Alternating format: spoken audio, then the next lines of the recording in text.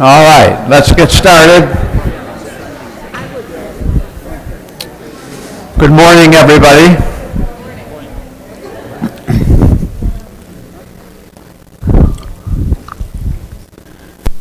All right. This is our last session.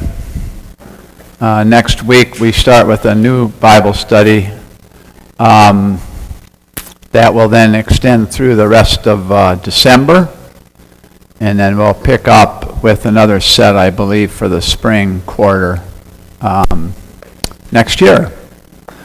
What we're going to do today is cover two subjects, and you have it in front of you.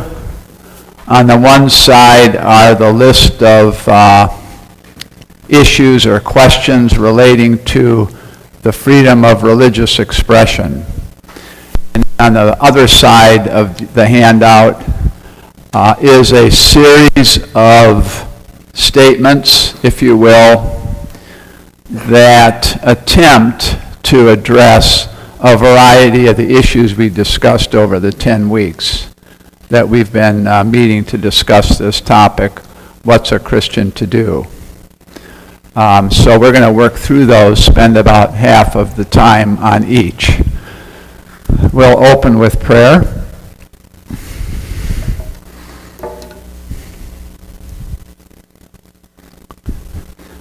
Dear Father in heaven, come to us here in this Advent season as we prepare for the celebration of your Son's birth and all that means for us. We thank you for the opportunity we have in this country to express ourselves freely with regard to our religious views throughout this country.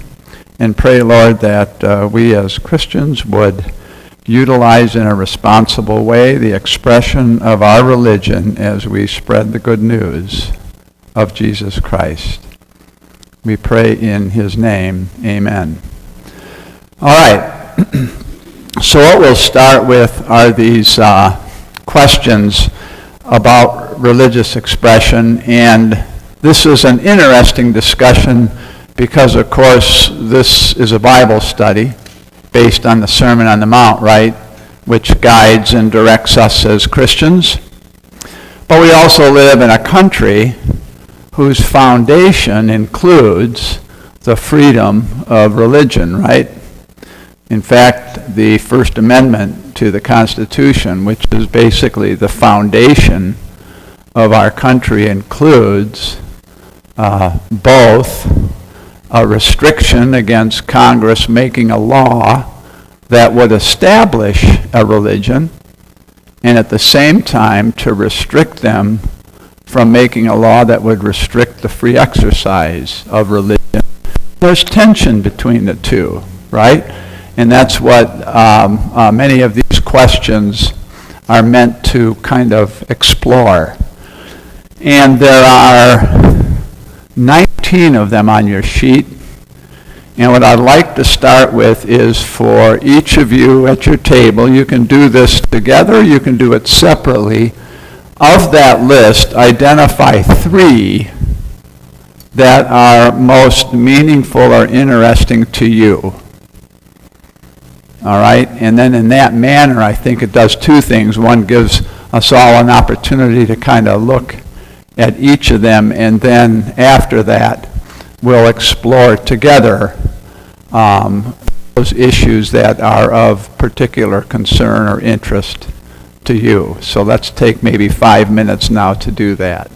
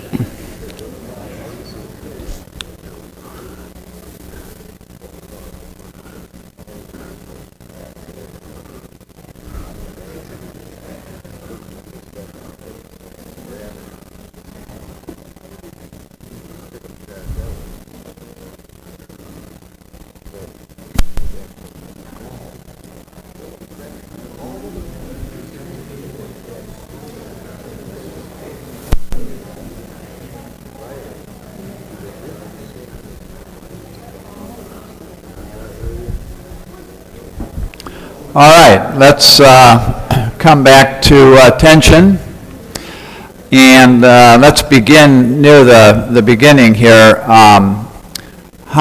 We kind of discussed this first issue some weeks ago. What about the idea of prayer in public schools? How many have identified that as something of particular interest or concern? All right. How many picked the idea of refusing service or right to refuse services to customers based on various opinions, lifestyles? How many picked that? How many picked the 16, 17, 18, the idea of a Christian taking certain actions that are firmly based on their religious beliefs but might cross the line in terms of what's considered legal or not? How many touched on that? Not 19, 16, 17, and 18. All right. Thank you. So let's kind of tick through those. The first one then that appears to have some interest is this prayers in public schools. That's divided into two. Teacher-led prayer should be permitted in public schools. Student-led prayer should be permitted in public school assemblies. By a show of hands, if you're comfortable, how many of you have heard someone say or said yourself, you know, the problem began in our public schools when they didn't allow prayer anymore? How many of you have either said that or heard that said? All right, yeah. For decades in our country, there really wasn't much of an issue over this because what? From the founding of the country, from the earliest explorers, from Christopher Columbus on, those explorers were all Roman Catholic, right? Italy, Spain. And not only were they seeking avenues of trade and discoveries, but also the opportunity to convert the natives to Christianity. Immigration in this country followed with mostly what? From the Pilgrims early on were Protestants from England, later from Europe, Scandinavia, other peoples, again, Christian. But then after maybe 100 years or more, as opportunities in this country expanded through prosperity, people started flowing in from India, China, Japan, other Asian countries that were Muslim, Hindu, Buddhist, right, and other religions that are all covered by the promise in the Constitution, right? So in public schools, and that issue of prayer, you have a student, you're a Christian, the teacher in history or social study is a Muslim, and that teacher leads a prayer that's Muslim. How do they feel about that?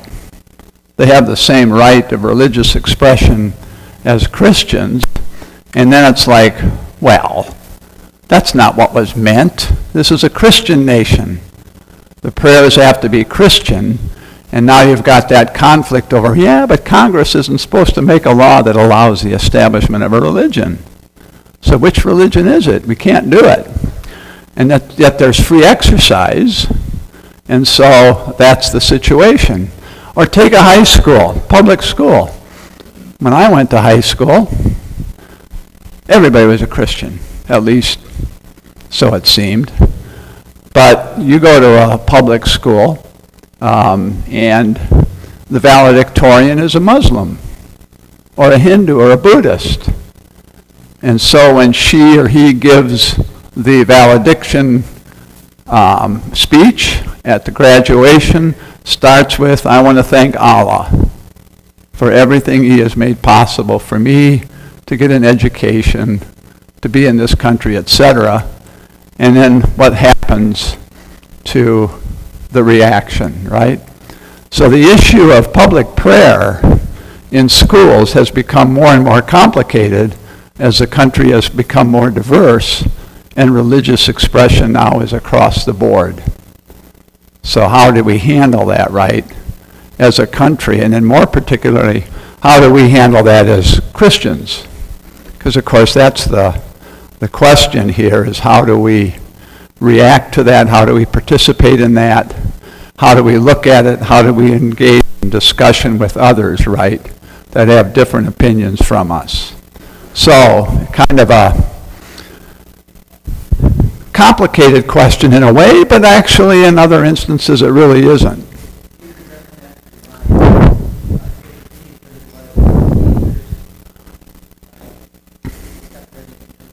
Yeah. Right. Yeah, that's right. I think give to Caesar what is Caesar and unto God what is God's, right? So here there's that balance of what the law requires or allows over and against what we ourselves might individually think or prefer. All right. What about, let's look at 4 and 5. What about businesses that may, because the owner is a Christian with firmly held beliefs of a certain type, that wants to refuse service to customers based on their known sexual preference, gender identity, or marital status, or on their race, ethnic, or religious affiliation. Now, we're aware of these instances, right? For some reason or other, it seems to happen at bakeries, right? How do we, as beatitude-like Christians, react to those kind of issues? Again, you're going to get what the law may require or not allow in terms of discrimination over and against your firmly held belief. What do we think about that? Should that be a religious right? And if so, why?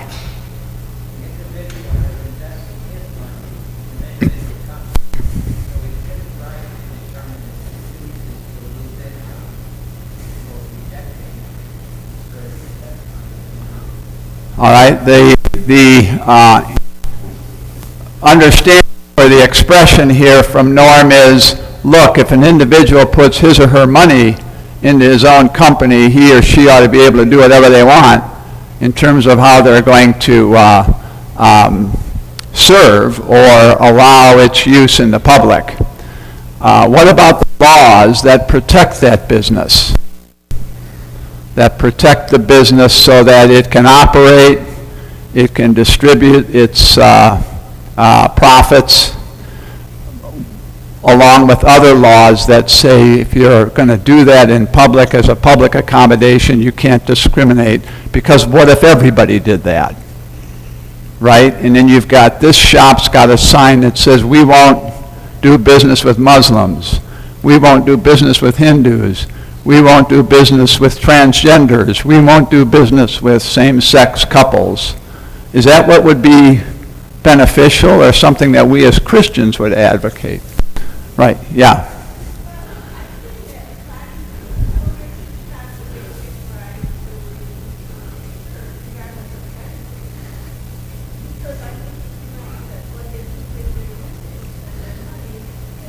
Yeah, okay, kind of a similar expression. What if, would we agree as Christians if a business could not do service with a black person? Would any of us think that would be appropriate? On that same, yes? I don't want to speak for everyone, but I probably am if I say because of someone's skin color, their origin of their country, we would say no. I mean, come on, once upon a time, if you're Irish like me, we can't comprehend that, and yet I believe there's people in this room that can comprehend refusing service because of someone's sexual expression. Yeah. How we feel about it. And so if you take A and you don't say B is okay, Yeah. you have to come together and say, Yeah. Do you see how slippery this slope is? Very slippery. Right? And so as Christians, how do we engage in this type of discussion, right? How do we express ourselves? Yeah. So I guess I don't think it's a slippery slope. It's a stupid decision maybe, but and the bottom line is, my opinion is that a private business should be able to say, we will serve whomever we want. But if you were to say, hey, we don't want to serve people from India, or we don't want to serve Chinese, Asian people, things like that. That's a stupid thing to do, because you're immediately cutting that off. But it's a private business. Do whatever you want. It's like saying, it's a, so say there's a halal butcher or something. And a Christian goes, no, I don't want you to kill a cow. Then let's chop his head off. Would you force them? Because you're a Christian and you don't, think it's torture or something for the way that they. I make it stuff up. Yeah. Because I don't really. Yeah, I think what we're trying to do is distinguish between what the law requires, right, The law and what. requires it. Yeah. Sure, you got no choice. Well, that's the issue, right? Because we have laws that don't allow that type of discrimination by private businesses, even though you put your own money in it, someone says. The theory is you got to play by the rules. Yeah, it's your money, but if you're going to take advantage of the opportunity afforded that the law gives you to do this, then you're going to have to treat people equally, right? So that's kind of the issue. Yeah. I guess, wouldn't the golden rule apply if you, as a business owner, want to discriminate against somebody else for either what they look like or how they're acting and things like that? I mean, would you want to be discriminated against as a Christian? If Yeah. you walk into some place and they say, I'm not going to serve you because I know you're a Christian, and this is whatever restaurant or something. All right. Like, Yeah. You've got to think about it for yourself. If you open the floodgates to discriminate against somebody else, I mean, Christians have been persecuted for thousands of years. Do we want to go back to being persecuted? Yeah, okay. This is based on the golden rule, do unto others as you would have them do to you. Hold that thought too, because when we go into the next section here, that's one of the very issues. Yeah, one more, then we got to move on. All I wanted to say about photographers and cake decorators is I think that their piece of what they do is artistic. And so I would suspect if someone came in and said, I want to decorate my wedding cake, it's gay marriage, transgender, blah, blah, blah, whatever, I would say, here's the cake. I just don't want to decorate it in that way. Like, there's an artistic piece to it. So, I think that some bakeries will say, I'm not going to do a Halloween cake for you. I'm not going to do, there's other cakes they may not decorate because of their choice in saying, actually, I'm an artist and I don't want to do that kind of art, if you will. So, there's Yeah. probably a little piece of that because they put a little of themselves into it. Yeah, but I think, do you all hear that? This idea of when there's an artistic expression and that's kind of something proprietary to you. But I think every business could really probably make that argument, couldn't they? The way we make this product, that's something really special, that's proprietary to me.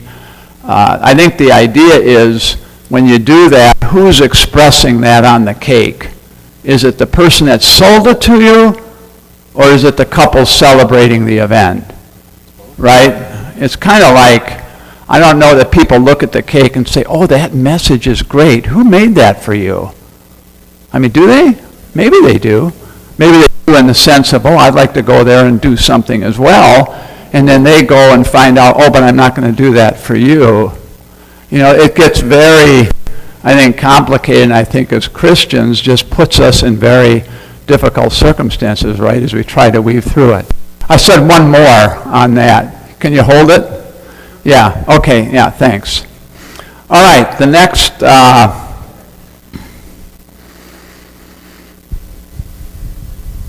What about religious or for-profit companies denying health care coverage to employees based on the type of medical service they receive? Kind of similar, isn't it?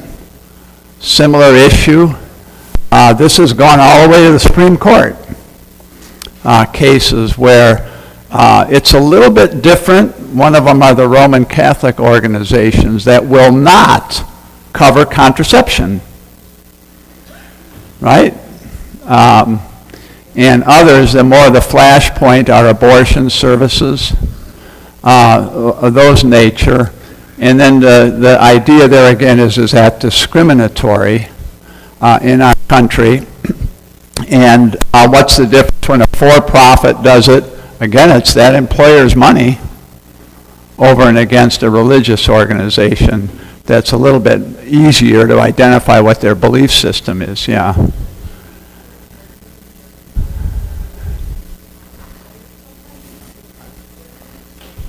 Yeah. The question is, isn't it that a religious organization can make its hiring decisions based on religion? Yes, it is. That's actually one of the questions there too. Yes, a religious organization, a lot of times that's like a church and a school, can discriminate on the basis of religion because they want people of the same faith to teach their children, to lead the congregation. Yes. No, it's legal for the school and church to do that. It's legal for religious organizations. But that's specific because of that religious expression. Yeah. Yeah. Oh, sure. Yeah, there's tension on every one of these issues on either side. And that gets tested quite a bit. But in fact, one of the Supreme Court cases that's the foundation for that is a Lutheran school up in Michigan. So the idea there is, look, they have the right to teach the faith. So you're not going to have a Lutheran teaching in a Muslim school, right? It goes both ways, just as you're not going to have a Muslim in a Christian. But yeah, it gets challenged because, well, what if it's a science course? Who cares, right? I remember even when Lutheran West was offering Chinese. And we were looking at two candidates. One was great. Oh my gosh, this would be wonderful. But she was a Buddhist. And then the other wasn't very good, but boy, what a great Christian. And so the question was, who are we going to hire? Who are we going to hire? Do we want to teach Chinese the best way we can? Or do we want to muddle through with a Christian? I mean, I'm overstating the issue, but you kind of see how that can come up, yeah.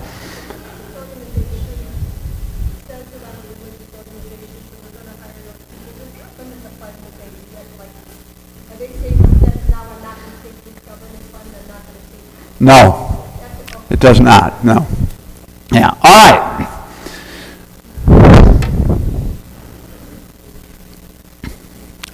What about 16, 17, and 18?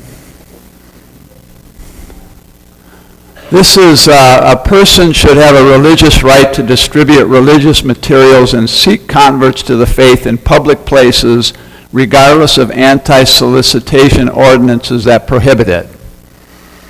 This is that tension between the Great Commission, get out there, people, and spread the gospel, and laws that would, even if unintended, restrict that. Sorry, you can't do that. You don't have a permit.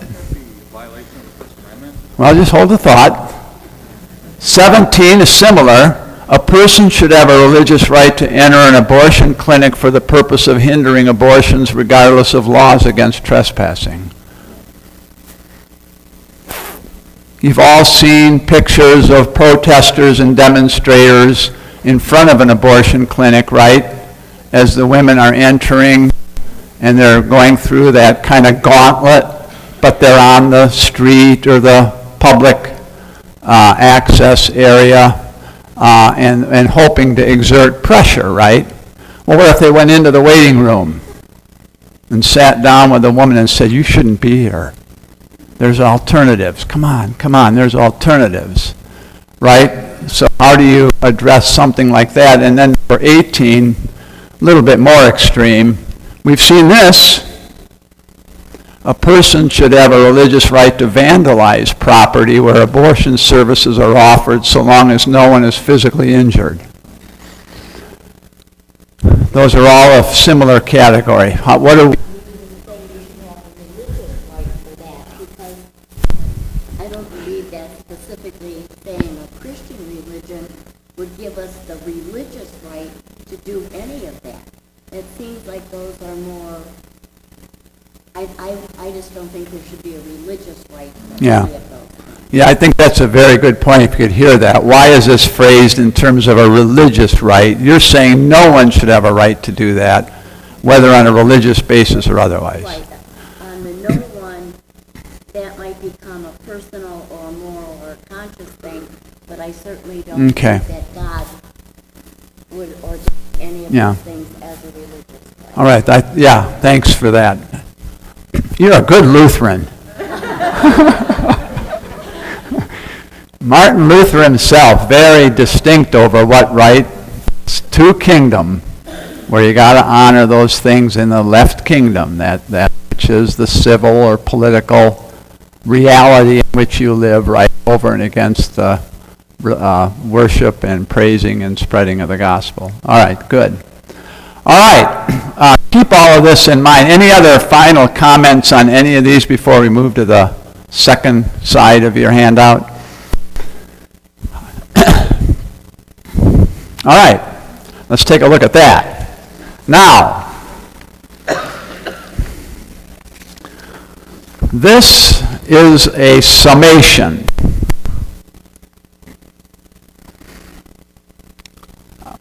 of everything we've discussed over these 10 weeks.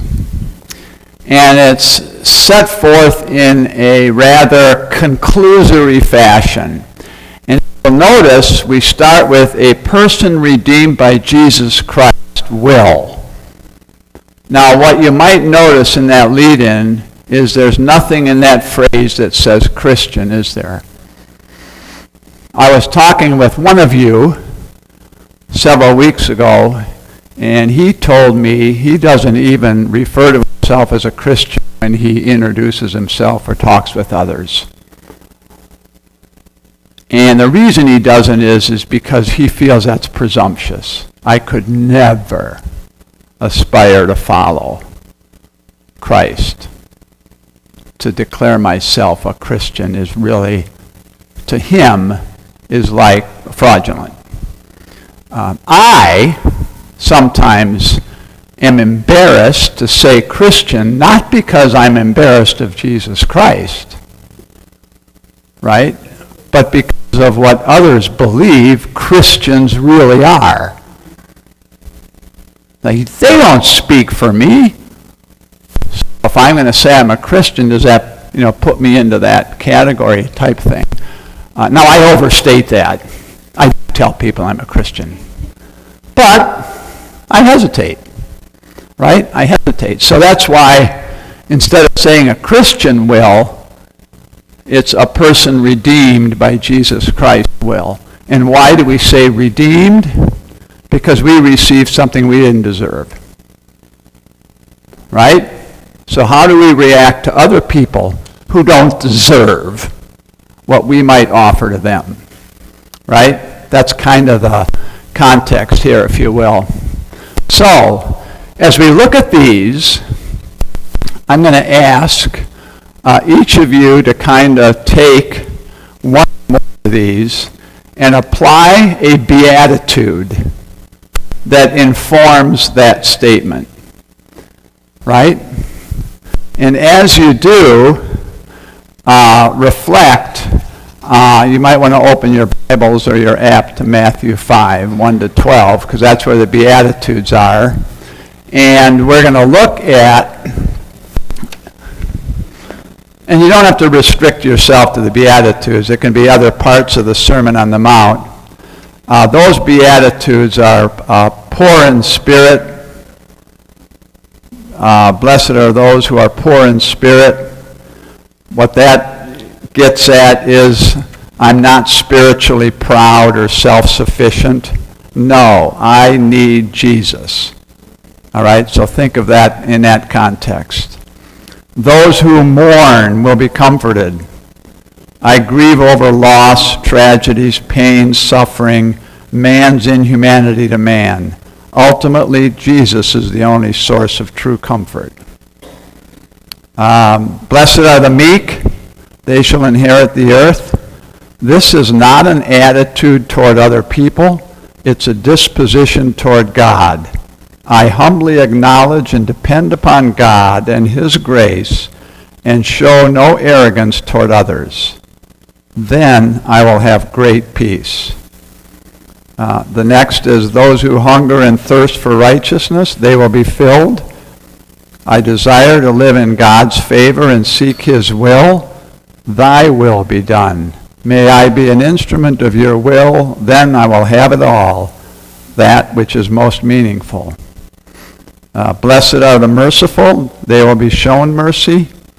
I carry a sympathetic, empathetic disposition, willing to forgive, spare, or help others, even for those I have the right to treat harshly. Those who do not judge will be shown mercy themselves. Next, blessed are the pure in heart, they will see God.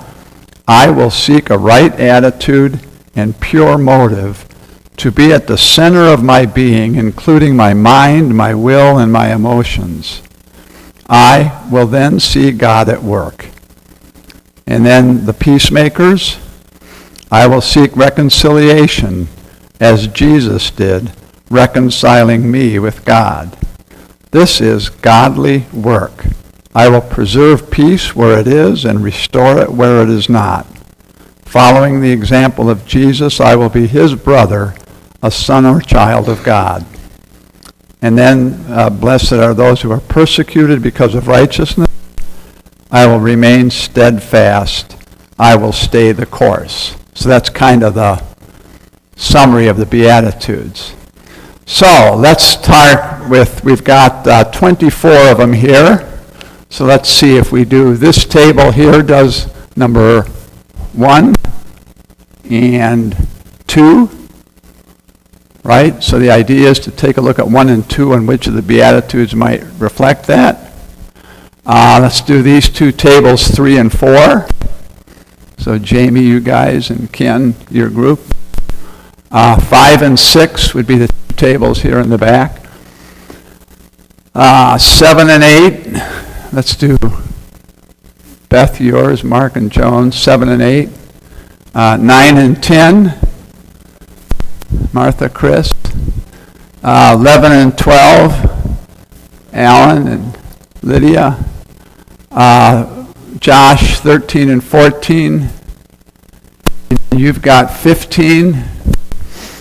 All right, let's kind of start with that as we work through those. And again, I'll give you 7 minutes. Yeah. I can't remember. Which ones do you have? 11 and 12. Yeah. You don't have to get together. You can still do it at your, yeah.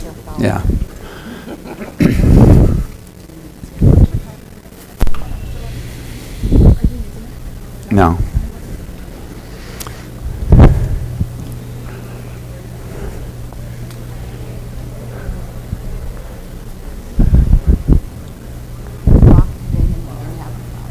Oh, all right.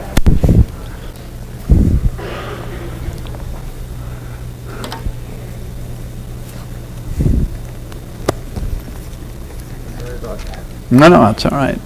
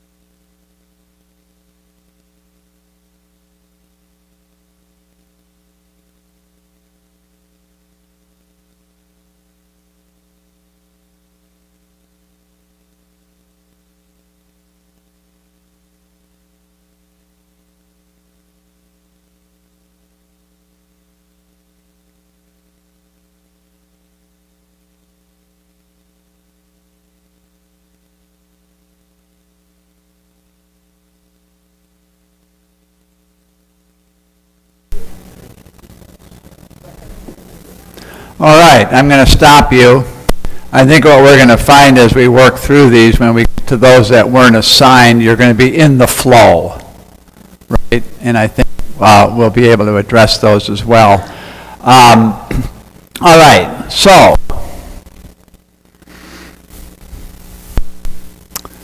for the tables that did 1 and 2, be sensitive. A person redeemed by Jesus Christ will. Now you're going to notice a couple of things. There's reference to pronouns in some of these. He or she, him or her. That refers to the person redeemed by Jesus Christ, right? In case there was confusion. So a person redeemed by Jesus Christ will be sensitive to the struggles of others, even if their lifestyles offend him, right? And then you'll notice I go back and forth with the male and the female pronouns. Okay, so you had 2. Be sensitive to the struggles of others, even if their lifestyles offend him.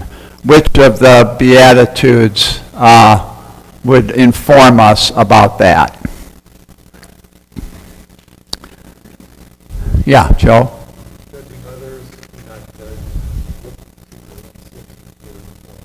Okay. Right, good. All right. Others? Yeah, over here.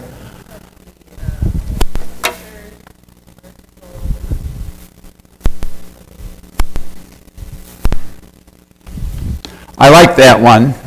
Blessed are the merciful, sympathetic, empathetic disposition, willing to forgive, spare, or help. Those who do not judge will be shown mercy. Yeah. Any other beatitude? How about mourn?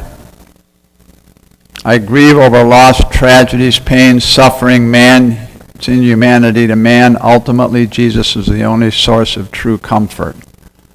Right? You know, I grieve over differences that exist, that divide us. Right? Something along those lines. All right. Next, a person redeemed by Jesus Christ will resist judging others. I think, Joe, you mentioned that already. And instead examine her own life and focus on what she can do to serve others. Which Beatitudes might reflect that?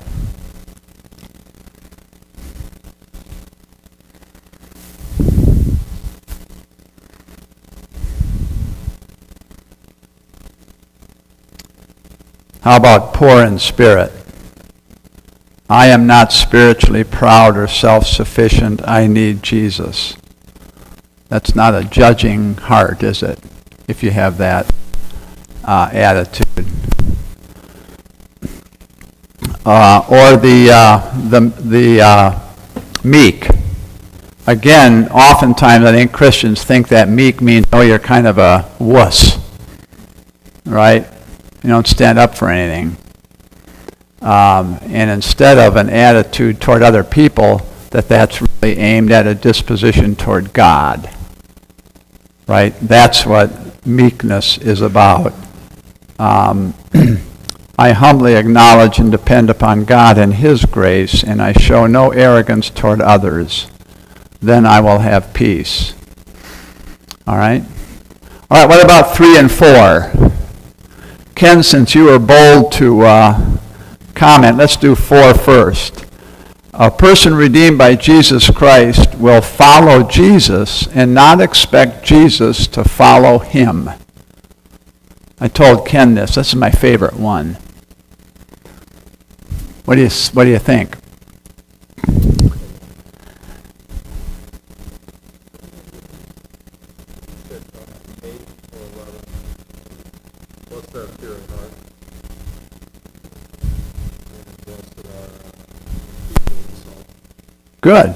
Good. Yeah, I think that hits it. I think too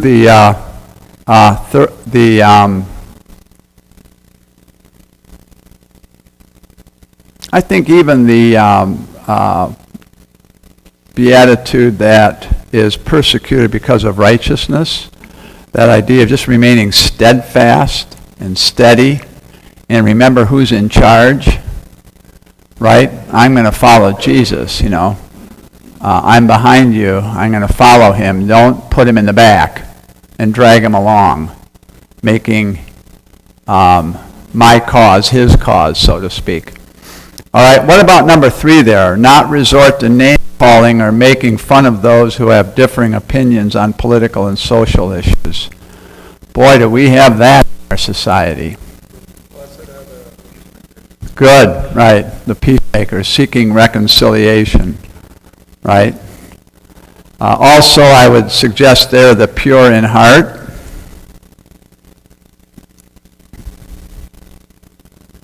I will seek a right attitude and a pure motive to be at the center of my being. Then I'll see God at work. You don't accomplish that by berating or name-calling. All right. What about 5 and 6? A person redeemed by Jesus Christ will not break the law or harm others over a political or social issue she feels strongly about. This went back to some of the discussion we had before, right?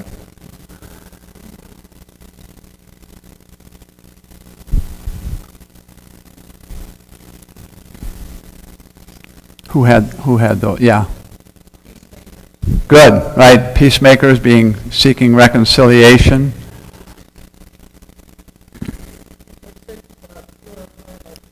Yep, I like that. I like that too. Seek a right attitude, pure motive.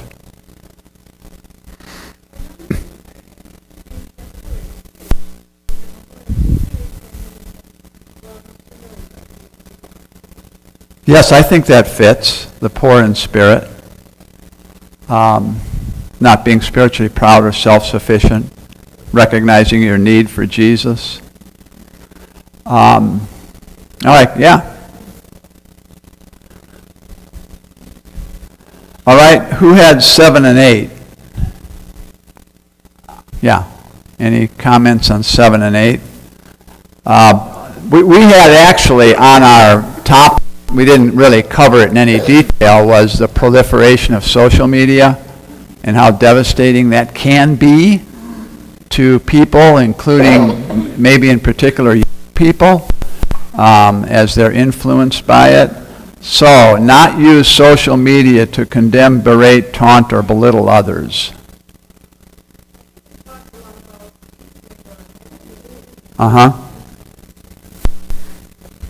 It's also similar to number 3, isn't it? Just being more specific, name calling or making fun of. But what you see on social media can be so devastating. So I think that's similar too. And then, what about number 8? Lend assistance to a neighbor who needs help, no matter who that neighbor might be. Good. Good. Yeah, that's a good one. By the way, doesn't that help inform the issue we discussed before about denying service to others based on their differing opinion? Is that serving the neighbor? Can we look at it in that way? You know, when Jesus gives the example of a good neighbor, it was an outcast that was the neighbor, right? And the holy people of his time bypassed the guy and just let him suffer, right? And it was the outcast that actually was the good neighbor. What an irony. So I wonder if that can help inform even some of the discussion we had before. All right, 9 and 10. Grieve over injustices and support the oppressed. Not disparage or treat with disrespect those of a different race, gender, orientation, or faith tradition. Who had 9 and 10? Yeah. Each other. You guys? Any? We like, for 9, grieve over injustices. Blessed are the merciful, for they're shown mercy. Was there one other one you said? The peace. Good. But not disparage or treat others with disrespect of a different race, gender, orientation, or faith. What do you say? 6. Blessed are those who hunger and thirst for righteousness. Good. And 3. The poor in spirit, for those who get a Yeah. I also like for that one pure in heart. Seeking a right attitude and a pure motive. Yeah, Chris, anything? We had mourned for, blessed are those who mourn for number 9, and actually for number 10. Good. We also talked about blessed are the peacemakers on number 10 as well. Good. Yeah, I like that with 9. The blessed are those who mourn. Yeah. Again, that I. I've had a couple of experiences with number 10. First of all, I accompanied high school students for their solos, and I had a foreign student who was named Kata, and she called me this year and said, "But now I want you to refer me as August."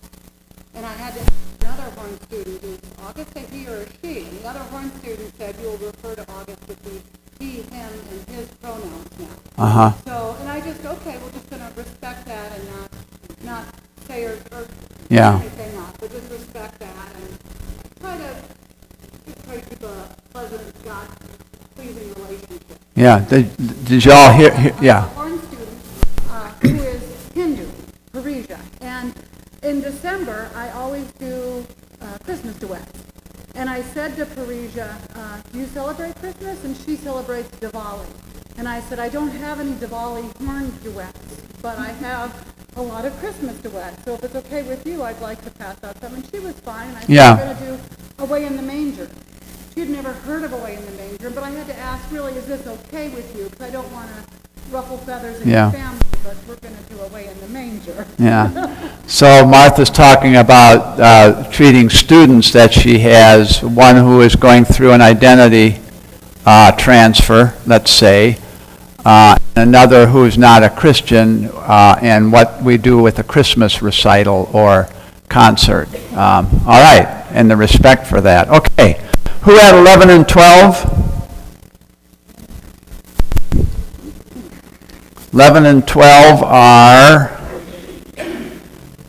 So for 11, we seek peace and reconciliation with those we have offended or who have offended him. We said, blessed are the peacemakers, for they will be called children of God. Good. Good. And number 12, not seek to get even. We picked number 7, and blessed are the merciful. All right. All right, good. What about your table? Same.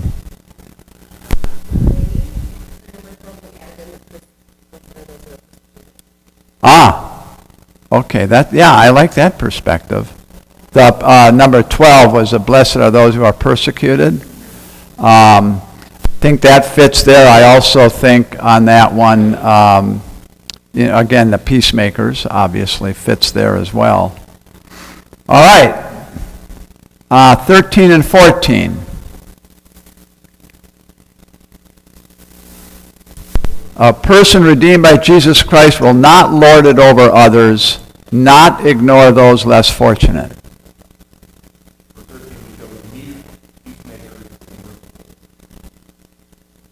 Okay, good.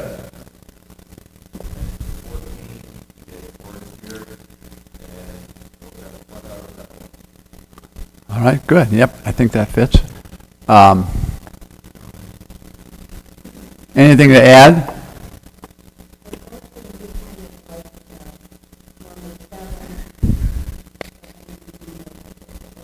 Yep.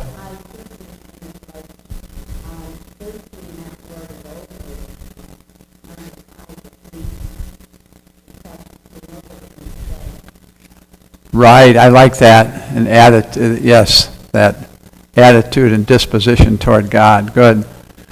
All right, anything to add?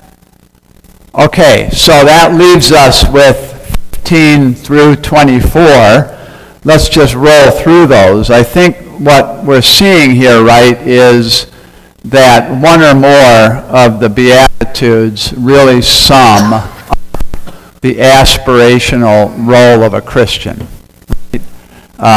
In whatever issues arise in the context where we live today. And isn't it amazing that a sermon 2,000 years ago can still touch us today, right? That's pretty amazing. Not only that, but other aspects. I know some of your discussion even included beyond the Beatitudes of other parts of the Sermon on the Mount that teach on these things. the idea of not judging specifically, for example. The idea of doing to others what you would have them do to you, right? Not specifically in the Beatitudes explicitly, but certainly in the Sermon on the Mount and subsumed, I would suggest, in the Beatitudes. So we have number 15, not pressure or prompt another person to do what she knows is wrong or unfair to others. Right? Trying to do indirectly what you shouldn't do directly. On that, I think the two Beatitudes that reflect on that would be the pure in heart, seeking a right attitude and a pure motive, and being a peacemaker. Right? Resolving conflict, not creating it. Number 16, not show off or consider himself better than others. Pure in spirit, I'm not spiritually proud. And Matthew 6 goes into that over and over again, right? The show-offs are hypocrites, right? Do for others what she would appreciate others doing for her, we kind of talked about. Forgive those who hurt him and not keep score. Blessed are those who hunger and thirst for righteousness, desire to live in God's favor, seek his will, be an instrument of his will.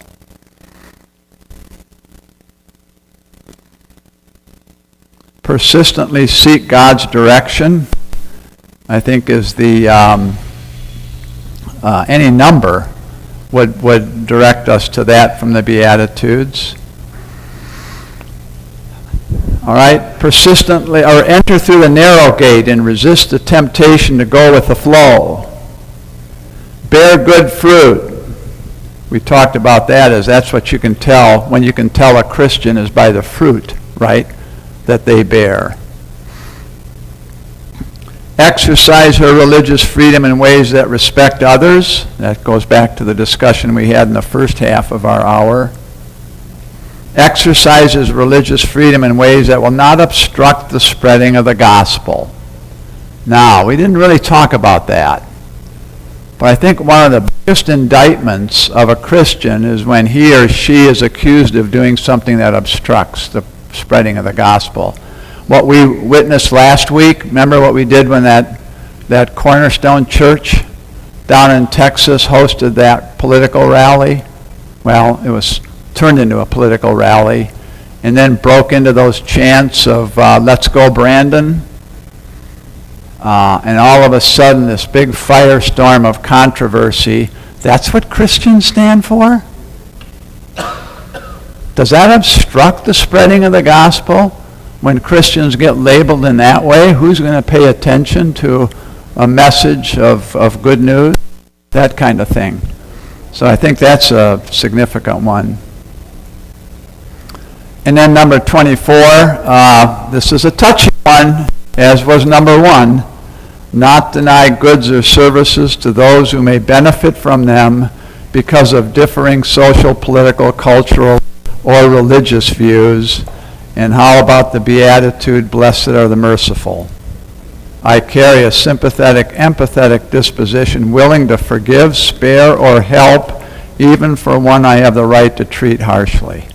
Those who do not judge will be shown mercy themselves. All right? All right, do we agree with all 24 of these?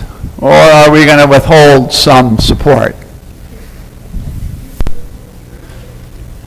Again, I think, as are the Beatitudes and the entire sermon, these are aspirational, right? We're always challenged as Christians to do the right thing. Yeah? I mean, I'm glad you provided it, because I was hoping to get to that at the end of the study. What is a Christian do? yeah. Something I might be hanging up on my refrigerator. Yeah. All right. Anything else before we close? Yes. I think we might agree with that kind of a 24, because if you're denying goods or services based on like doing? Are you obstructing Christ's opportunity to work through you? And be the light as the business owner, as the person providing the service. And you can provide that service and be the light without necessarily condoning or giving your blessing if you think that what they're doing is sinful. All right, Lydia is suggesting that 23 and 24 go together, that a Christian that might deny goods or services may, in addition, be obstructing the spread of the gospel, the message of that person, or being a light to the world. And so that there'd be some caution there, and that those, in effect, can tie together. I think that's a good point, and I think maybe even any of these that might be violated could also serve to obstruct the gospel. And as Christians, we sure don't want to be doing that.